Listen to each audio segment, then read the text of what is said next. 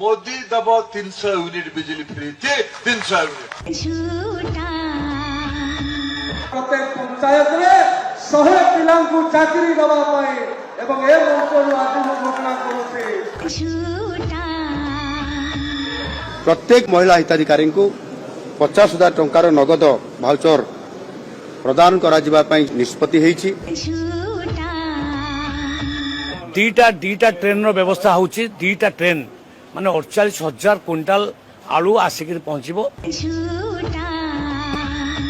आम चिटफंड टंका सरकार आसबार 24 घंटा भीतर ऑर्डिनेंस करके लोक पैसा फेरबार व्यवस्था करुचे। ऑर्डिनेंस करके जो चिटफंड 40 लाख लोक टंका डुबी पुरी जिलापाल रिपोर्ट आसवा पर जी दोषी सब्यस्त होती से जे कई भी हूँ जेते बड़ लोक भी हूँ जी कई भी हूँ निष्पत्ति आसिला परे से निष्पत्ति आधार रे सरकार तांको उपरे कार्यानुष्ठान ग्रहण करिवे।